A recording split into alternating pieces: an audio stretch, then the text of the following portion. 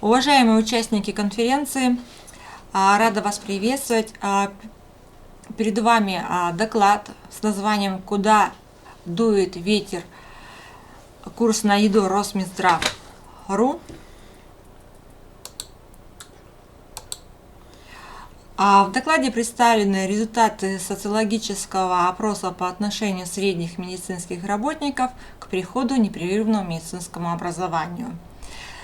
Цель доклада – это определить плавный переход с привычного образа повышения квалификации один раз в 5 лет на непрерывное медицинское образование с обязательным самостоятельным контролем образовательной траектории.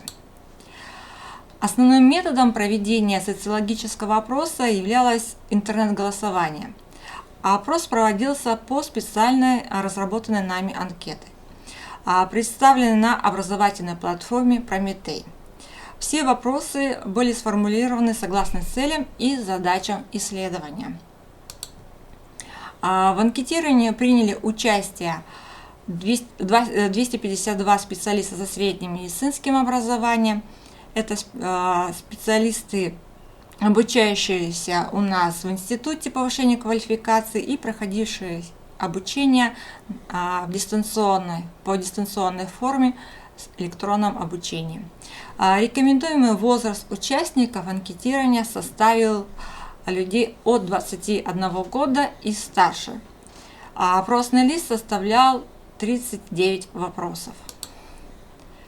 На этом слайде вы видите, как представлена та часть анкет, как их видели наши опрашиваемые. Ну и, соответственно, на первый вопрос: вы имеете в личном распоряжении компьютер, ноутбук или планшет? В представленной диаграмме мы видим, что 77,1% участвующих в вопросе ответили, что да, действительно имеют. 14,9% ответили, что лично не имеют технику, но могли бы использовать при необходимости, взяв у своих членов семьи. Ну и меньшее количество, это примерно около 13%, могли бы воспользоваться на работе. В основном отвечали, что люди пользуются техникой и работают на компьютере в рабочее время на работе. На вопрос, к какому уровню пользования компьютером или планшетом или другим видом оборудования вы себя относите? Самый большой процент, это 63,4%, ответили, что они являются обычными пользователями, то есть знают необходимые азы, умеют работать в программе Microsoft Office. 18,7% ответили, что имеют очень низкий уровень, знают, что такое клавиатура, а мышка, имеют просто открывать или выключать компьютер. 15% ответили, что достаточно уверенные являются пользователями работы, знают, что такое системный блок и как происходит процессы в компьютере, легко используют интернет. Ну и самый маленький процент оказались, что это наши продвинутые пользователи. Очень интересный на вопрос, когда мы задавали, есть ли у вас электронная почта, практически 100%, то есть это 97,6% ответили, что действительно у людей заведена электронная почта. А вот являетесь ли вы активным участником пользования этой электронной почты? Здесь мнения разделились. 39,5% ответили, что да, они являются активными пользователями электронной почты. Нет, 29% вообще не пользуются электронной почтой. Ну и 31,5% периодически пользуются электронной почтой. Ну и, соответственно, нам было очень интересно, для каких же целей наши участники, наши средние медицинские работники пользуются электронной почтой.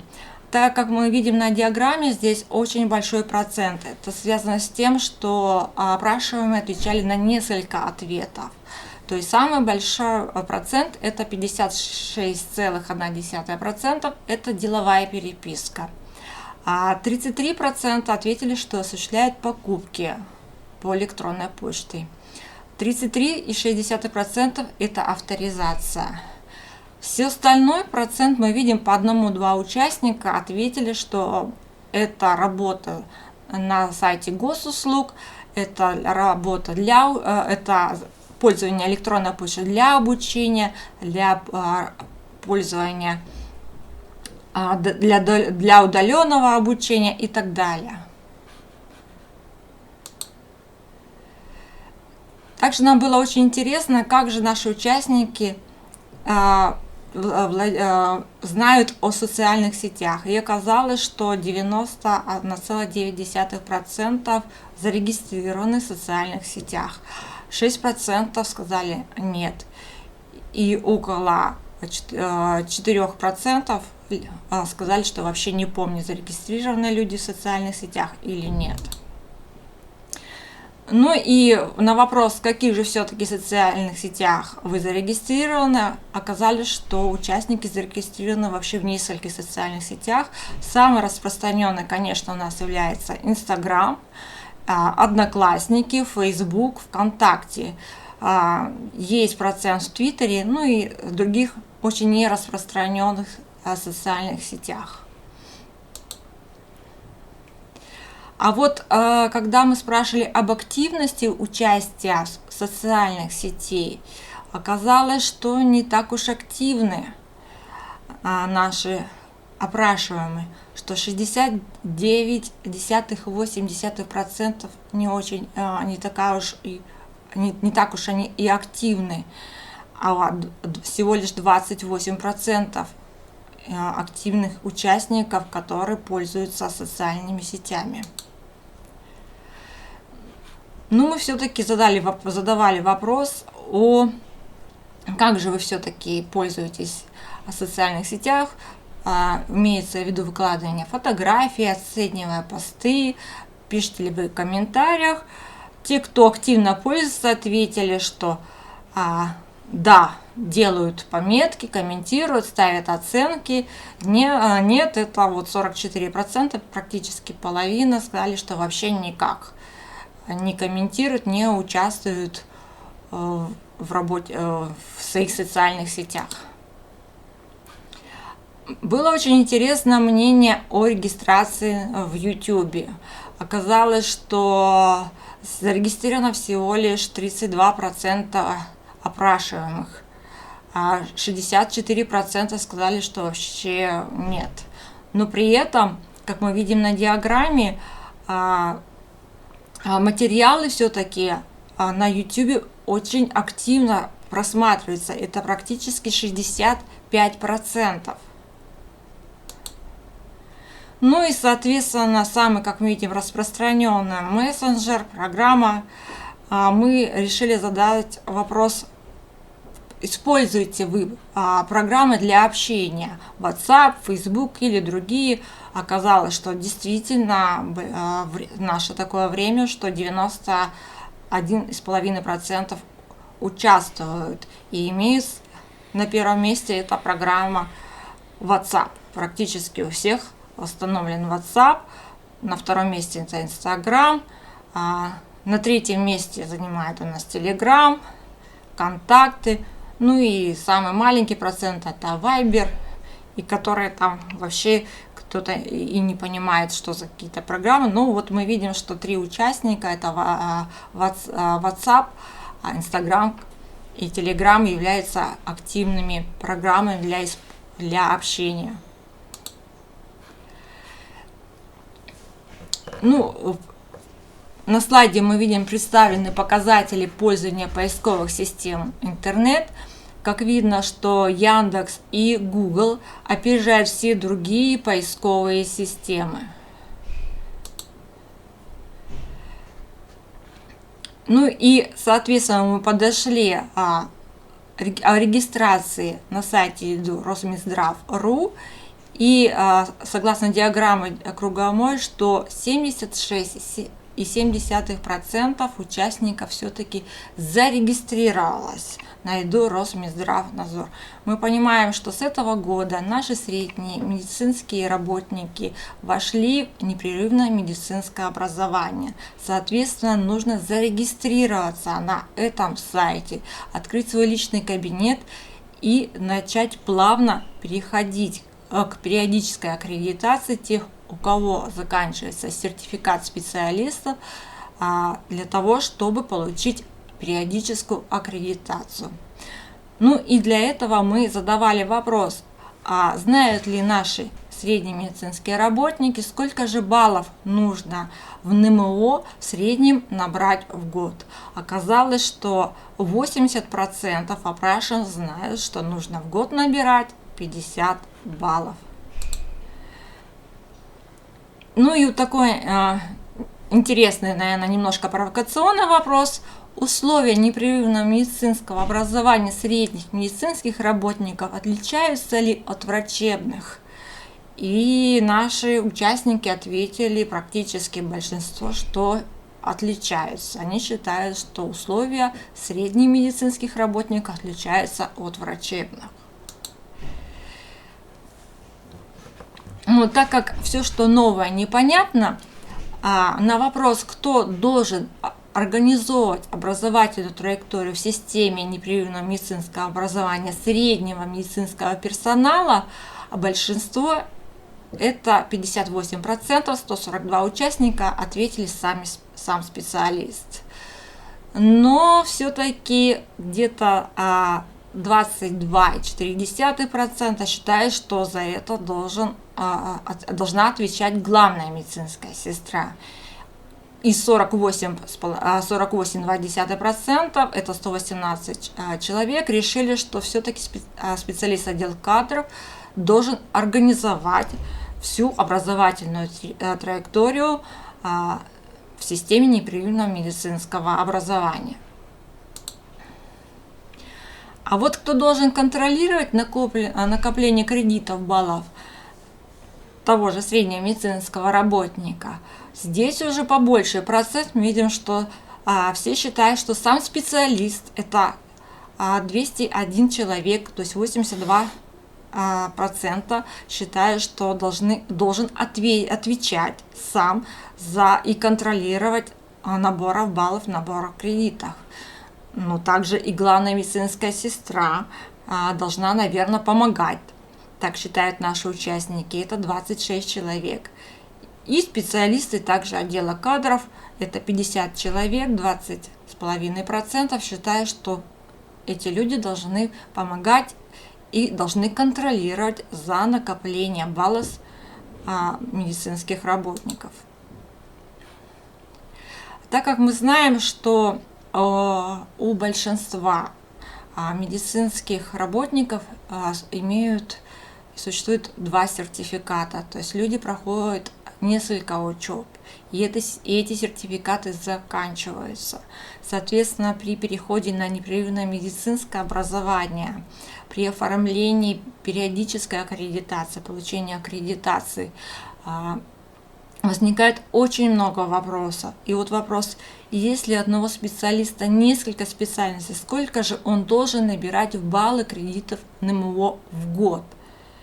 И как оказалось, 60% это большинство все-таки знают, что 50 кредитов нужно набирать за каждую специальность. Не в общем набирать в год 50 кредитов, а за каждую специальность. Если специалист имел 2 сертификата, значит он должен получить 2 аккредитации, допуск к медицинской деятельности и набрать по каждой специальности 50 кредитов. Ну, все, что новое, это непонятно, вызывает тревогу.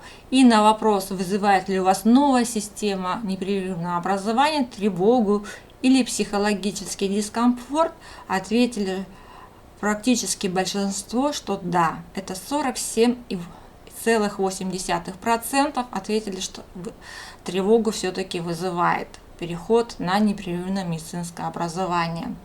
А 33% ответили вызывает, но мы справимся. мы прочитаем и думаем, что мы перейдем плавно, но пока тревогу все-таки вызывает такой непонятный и быстрый переход. Ну и 19% ответили, что вообще не вызывает, они справятся, что все понятно, что ничего сложного в новой системе образования нет. А вот на вопрос, понятна ли вам схема набора баллов НМО, оказалось, что 59,3% да, схема набора баллов при непрерывном медицинском образовании понятна. 28% ответили, что ну не очень. И 12% ответили, что совсем непонятно. А на вопрос, вы справитесь самостоятельно с набором баллов, оказалось, что все-таки практически 70% наших опрашиваемых считают, что они справятся с набором баллов, будут постепенно набирать баллы, в этом ничего сложного нет. Несмотря на то, что большинство готово самостоятельно обучаться, но помощь, как мы видим, со стороны администрации очень нужна. Потому что на вопрос, вы хотели бы, чтобы за подбором программ повышения квалификации и контроль за прохождение вами этих программ отвечал кто-то из администрации вашей медицинской организации? Да, ответили практически 60%. И на вопрос, вызывает ли у вас дискомфорт и необходимость самостоятельно контролировать этот набор баллов за образовательные мероприятия, конференции, вебинары, круглые столы, здесь тоже 57% ответили «да». Поэтому на начальном этапе, в этот переходный период, наверное, необходимо оказывать руководству медицинских организаций поддержку и помощь в обучении системы непрерывного медицинского образования. Ну и на вопрос, на какие же формы обучения на повышение квалификации вам было бы удобно обучаться, на по очной форме ответило 76 участников, это 31%, что это очная форма, но это старая обычная форма повышения квалификации, как раньше она и проводилась. На заочное применение занятий онлайн по интернету удобно было бы 47 участников, 19,2%. А вот самый большой процент, это 40%, 98 опрашиваемых сказали, что заочная форма полностью обучение на портале посредством интернета, то есть электронное обучение, было бы обучающимся средним медицинским работникам было бы удобно. Ну и 37%, это 92 участника, тоже очень большой процент, ответили, что комбинированные, то есть частично заочные и частично очные были бы удобные формы повышения квалификации. Так как мы понимаем, есть такие программы, которые невозможно самостоятельно изучить. Всегда нужно задать вопросы и практически отработать навыки в тех же симуляционных классах, чтобы преподаватель показал новые инновации и практически обучающие могли освоить те материалы, которые предлагает программа повышения квалификации.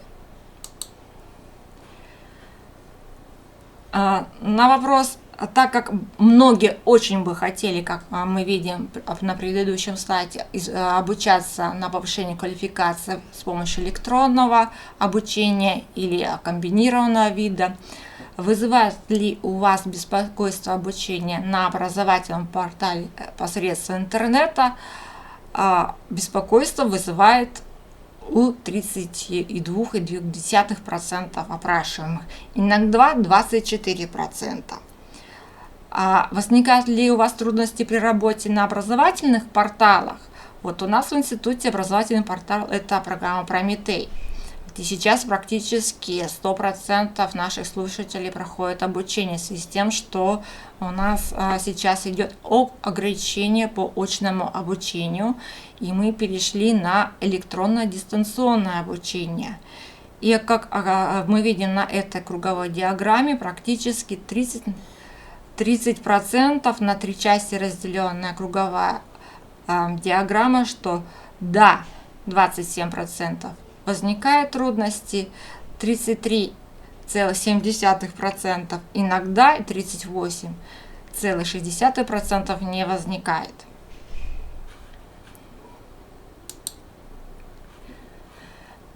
Ну и, соответственно, мы понимаем, что 36 часов наши слушатели и медицинские работники набирают посредством обучения.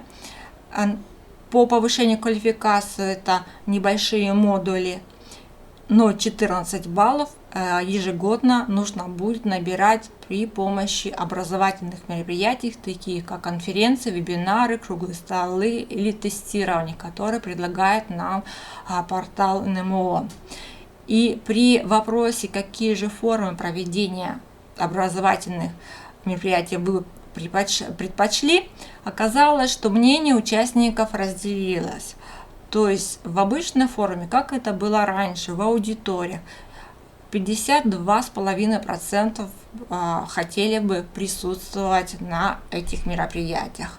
И 47,5% ответили, что онлайн посредством интернета было бы удобно участвовать в таких мероприятиях. Ну и мы все-таки понимаем, что так как сейчас идет напряженная работа в связи с эпидемиологической ситуацией в нашем крае, то был такой задан вопрос: как вы считаете, какое по продолжительности должно быть образовательное мероприятие? Сколько времени оно должно занимать, если мероприятие, например, проводилось бы онлайн посредством интернета?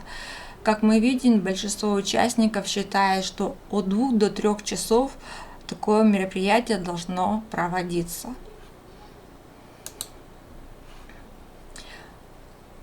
Ну и мы решили все-таки определить, какой же самый удобный день недели было бы удобно нашим слушателям, нашим медицинским работникам участвовать в образовательных мероприятиях, участвовать в конференциях, в круглых столах или вебинарах. Оказалось, что самые распространенные дни, которые были бы удобны для такой работы, это вторник и среда. А на вопрос, какие темы вы могли бы предложить, многие участники написали нам о том, что новые СанПины, вопросы по проверке Роспотребнадзора, вопросы этики, диентологии, вопросы психологических аспектов после перенесенной COVID-19 были бы интересны для мероприятий, в которых бы участвовали наши слушатели в конференциях и вебинарах. На вопрос, по вашему мнению, кто должен контролировать информирование медицинских работников о проведении образовательных мероприятий, согласно слайду, наши средние медицинские работники очень бы хотели, чтобы было ответственное лицо. И многие выделили здесь, что это должна быть, например, старшая медицинская сестра, которая бы информировала о предстоящих образовательных мероприятиях. С точки зрения достаточно представленной информации о периодической аккредитации, оказалось, что большинство опрашиваемых заявили, что нет, такой информации недостаточно освещена, и многие не понимают, что такое периодическая аккредитация. И на вопрос, понятна ли вам процедура оформления портфолио в вашем личном кабинете на сайте НМО, мы говорим о прохождении именно периодической аккредитации, здесь мнения разделились. Большинство ответили, что нет, 48,6%, да, ответили, что 44,4%, что понятно. Ну и, соответственно, мы видим на слайде, что 69% считают, что сам специалист должен заполнять портфолио, и это действительно так, потому что кроме вас никто другой не знает лучше вашу работу. Ну и мы видим, что 28,9% считают, что все-таки портфолио за специалиста должен заполнить ответственное лицо организации. Ну, в результате анкетирования были выявлены следующие предложения. Это сделать видеолекции по непрерывному медицинскому образованию с четким алгоритмом, куда и как заходить для получения информации и регистрации для специалистов со средним медицинским образованием. Это видео уже существует. Кафедра сестринского дела нашего института подготовила такую мини-лекцию, где-то около 40 минут. Она находится на портале YouTube, где вы можете ознакомиться, посмотреть. В этой лекции подробно рассказывается о непрерывном медицинском образовании для средних медицинских работников, что такое портфолио, как зарегистрироваться на сайте НМО, как организовать свое обучение, сколько баллов нужно набирать. И примером показано, как заполняется портфолио и отчет самого специалиста. Далее, возможность дистанционного обучения в непрерывном медицинском образовании. То есть, как мы видели на предыдущих слайдах, опрашиваемые большинство просят дистанционное обучение, то есть электронное обучение по программам повышения квалификации. Это небольшие циклы 36 часов. И, соответственно, увеличить количество аккредитованных мероприятий на уровне все-таки коротких вебинаров в любое удобное время и возможностью просмотра материалов и их записи. Ну и, как мы видим, около 20-30% все-таки не очень могут работать с компьютером, им очень тяжело работать при обучении в электронном дистанционном режиме, поэтому повышение компьютерной грамотности, наверное, было бы очень актуально для наших специалистов. Анализ анкеты показал нам высокую осведомленность в области непрерывного медицинского образования, все-таки это 76,7%. И большинство все-таки, я считаю, что владеют основными навыками работы в образовательных программах и платформах. В последнее время в профессиональном сообществе очень активно ведутся дискуссии по вопросам введения этой новой системы непрерывного медицинского и фармацевтического образования. Это я имею в виду касающихся средних медицинских работников, а также вообще перехода к аккредитации медработников. То есть это право, дающее на осуществление профессиональной деятельности. Сейчас высказываются самые разные мнения о том, что насколько нужна ли такая схема и правильно она работает. Но мы все-таки с вами переходим плавно из повышения квалификации, как это было раньше, один раз в 5 лет, на ежегодное повышение квалификации, переходим на такой вид образования. Что же на сегодня не устраивает медицинских работников? Большинство из опрашиваемых указывает на то, что необходима помощь все-таки от руководства медицинских организаций в контроле и информировании, а также составлении отчетов для получения периодической аккредитации сотрудников. Также необходимо увеличить количество дистанционных программ и модулей, чтобы без отрыва от работы, от производства медицинские работники могли набирать баллы, 50 кредитов в год. И, соответственно, некоторые обучающиеся некоторые медицинские работники из числа опрашиваемых заявляли и просили, чтобы была такая возможность выбора между традиционной и новой формой повышения квалификации, можно было выбрать, какую форму повышения квалификации. То есть, как было раньше кому-то удобно, раз в 5 лет повышать свою квалификацию, получить удостоверение установленного образца и получить аккредитацию, то есть допуск к медицинской деятельности. Все, благодарю вас за внимание. Здесь вы видите наши контакты. Рада вас всех слышать, видеть. Вы всегда можете обращаться по электронной почте нашего деканата. Мы готовы ответить на ваши все интересующие вопросы. Спасибо за внимание.